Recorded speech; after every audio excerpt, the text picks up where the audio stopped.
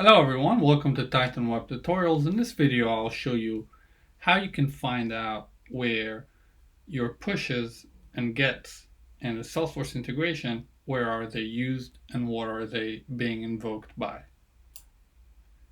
Alright, we're at our demo project here, and as we know, we have a lot of ways to invoke the Salesforce integration, the push and the get, and I'll show you a real easy way how to find out for each get and push where is it invoked from.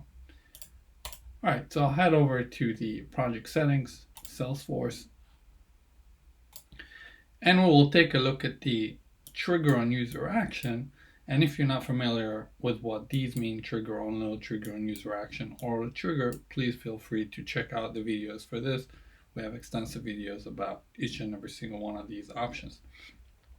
Alright, so the trigger on load, we don't need to know where it's invoked from since we know that it's triggering on load and this is when it runs. But when it comes to trigger on user action, we can invoke it multiple times from multiple different places, such as conditions, page loads, etc.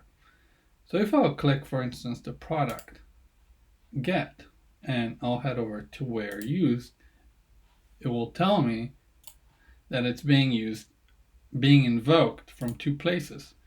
And we can click here and go directly to that condition. So we can see that this is an onload action and it's for the products page. So we know where this is invoked from. And for instance, this one is invoked from a parameter. If the project parameter equals true equals 1, if the project parameter true equals 1, then we're running the get product catalog Salesforce get. The same goes for the rest of them. For instance, if I'll go to this guy, we can quickly see where it's being used, and it's currently not being used at all. So it's very, very easy to filter through your gets, and it works the same way for your pushes. So if I'll go to the lead create and I'll click on the where it's used, I can see that it's invoked by one place by a button, and we're calling the push for the lead. Let's go back to our contact push. So it's just a simple create, and we can see that we're not invoking it anywhere. Then you can just clear out.